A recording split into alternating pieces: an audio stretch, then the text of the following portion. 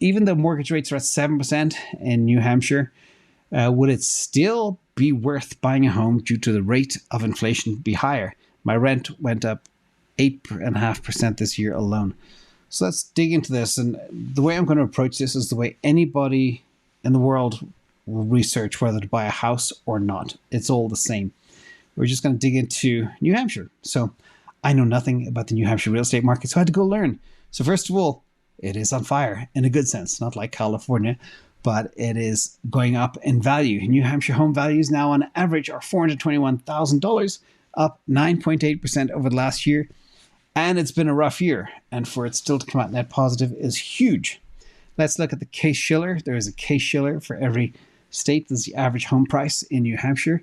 And you can see here that it is just going up and to the right.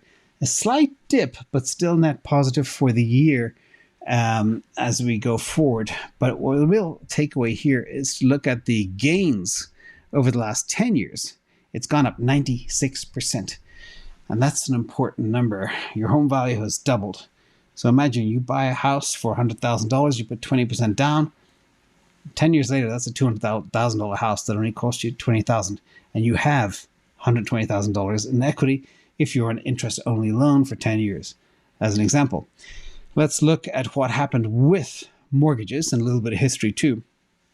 This is 52 years of 30-year mortgage rates. And I know people are kicking and screaming, saying, oh my God, mortgage 7%. But when I did my first real estate transactions, I was dreaming of a sub 7.5% rate in the 90s. Dreaming of it. And here we do have kind of the average rate since 1971 is 7.75%. And we're still under that. And I do believe rates will come down. But even if you snag the right property, we know, as I showed you in a previous chart, the 10 years coming down fast. Okay, that means you'll be able to refi in maybe 1 year or 2 years or 3 years, or whenever something really breaks, causing the Fed to pivot and cut hard and then stimulate with the money supply. Actually, it just occurred to me that all the questions today are all tied together. Remember, money supply, interest rates, mortgages, real estate, stock market, correlation. Everything is connected, like I said in yesterday's theme. Okay, let's look at some numbers here. So the one on the left, ignore that. The only reason I put those numbers in for you is to show you what it would have been like, the delta in your mortgage cost versus everything else if mortgages were at 3%. And you can see here the total, instead of having 7% mortgage, 3%, your savings from renting is a negative 794. So it'd be cheaper to buy. Now, what I did was I created a model for you. Look at the table on the right. This assumes an average home price of $421,000. You put 20% down. Your mortgage is a 77%. I just realized and learned today that property tax is the fourth highest in the country in New Hampshire at 1.77% of the home value. Then you got your insurance, your maintenance. I always calculate maintenance as 1% of the home value. So if it's a $400,000 home, it'll cost you $4,000 a year to fix stuff.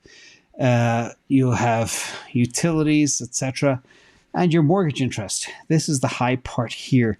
Your mortgage costs per month are about $22.41 versus $14.20 at 3%. So it's not that horrendously different.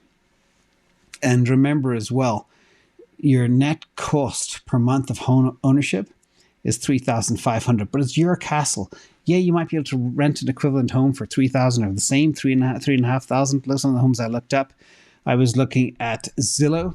Do that as well. You can look at a home, say 2,000 square feet, 3-bedroom, 4-bedroom, and you can look at what it costs to rent the same home in the same neighborhood. And literally, it came out pretty close to this. So this 2,000 square foot home that costs $421,000 would cost you about $3,500 to rent. But it's yours, and you got the chance for it to double in 10 years if history repeats. So basically, the other key factor here that some people don't take into account is you get a tax credit for paying mortgage interest.